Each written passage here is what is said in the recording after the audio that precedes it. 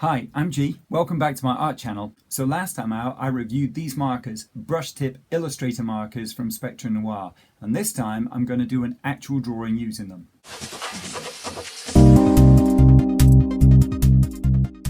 So if you missed that earlier review video, then tap the card, which hopefully will be up there, and you can catch up with that review.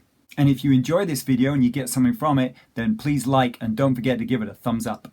So the first thing that I did was draw out the Carnation and then light box it and go over those lines, trace all of those lines using the palest Spectrum Noir marker, which was cream. So all those outlines are done with the fine tip of the cream marker. Now you see me switch over to the brush tip. Now this is the thing that I really wanted to explore with these markers.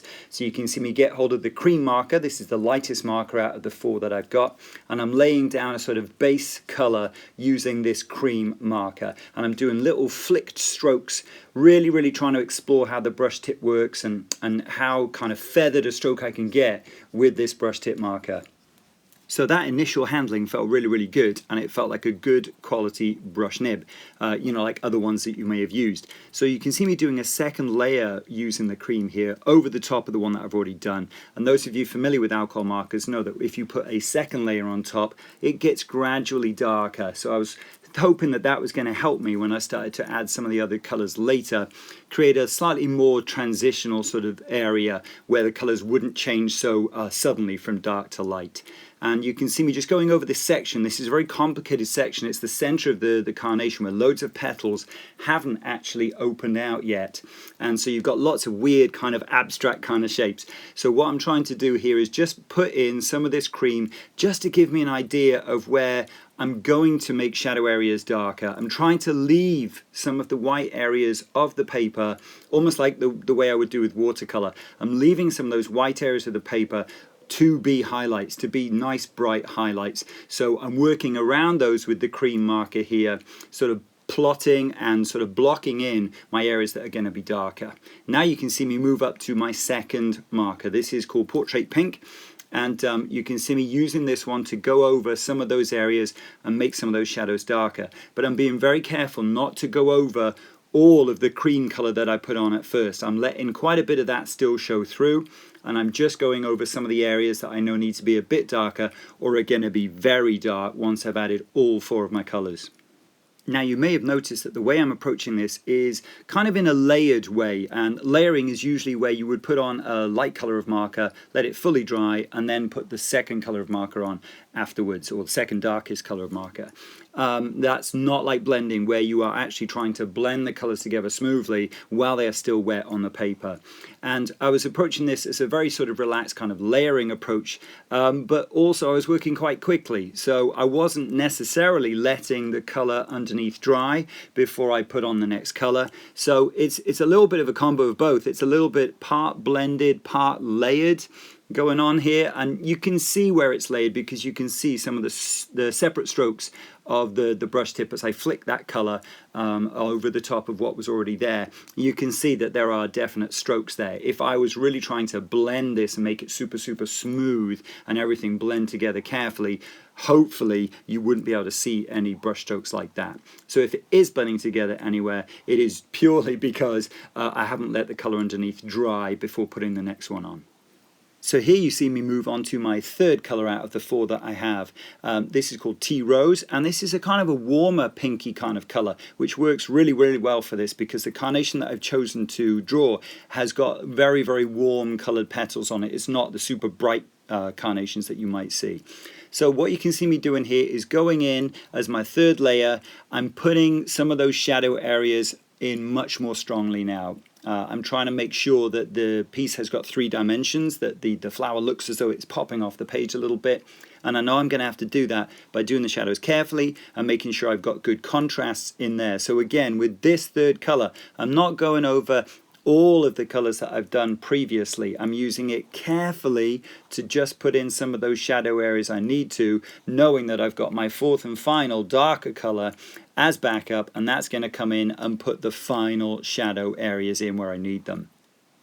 So I was quite pleased at this stage with the three colors that I put on, and I was looking forward to getting my last color on. This is the darkest one that I have in the pack. This is called Rose Blush, and this is a really nice kind of darkish red kind of color, and this is what I'm going to use fairly sparingly unless I've got a really strong shadow that I need to put in here.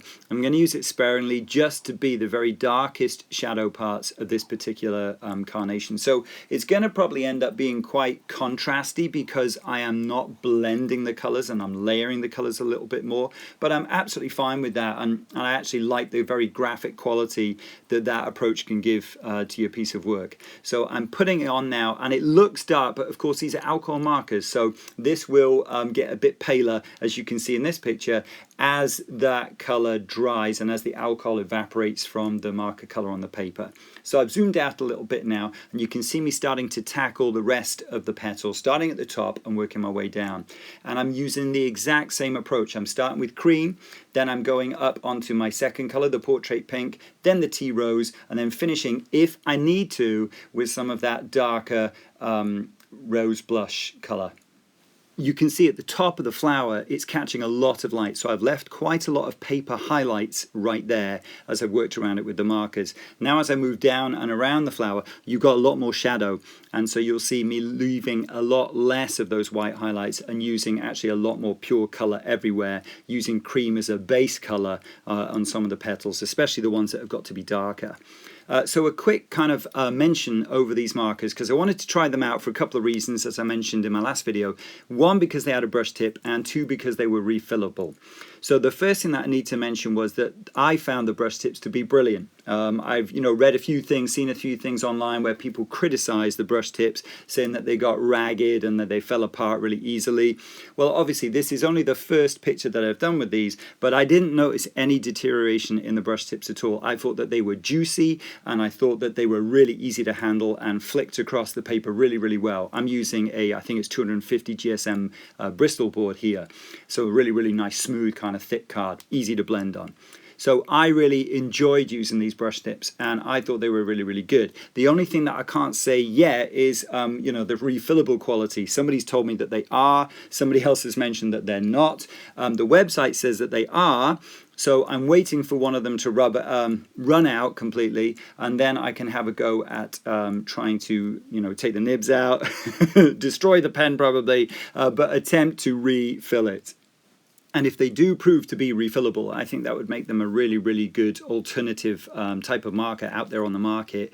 Really, really good value. I think this 4-pack of colours that I got was around £7 or £8, I think. So that comes out roughly about £2 per marker, and that is a really, really good sounding deal. Obviously, not all markers, especially refillable ones, are that cheap to start with, and then of course you need to buy the ink to fill them with afterwards. So these are looking good so far. Obviously I'll need to do some more pictures with them so that I can test both how far the ink goes and also these brush tips to make sure they do stand up to it and they are as well made as I think at the moment that they appear to be. So I pull out right there, and you can see me just adding some finishing touches here. I realize I haven't quite got the dark enough colors to put these shadows in like I'd like them to, so I'm going in with the rose blush and I'm adding some darker bits to this piece of work, just in the extreme shadows, just to try and finish it off. So there's the finished piece. I am pleased with it. Let me know in the comments below what you think of it, and I'm thinking of adding a background to it maybe, so let me know what you think of that idea too. I hope that you will like, share and subscribe, obviously, and check out some of my other videos too. Thank you so much for watching.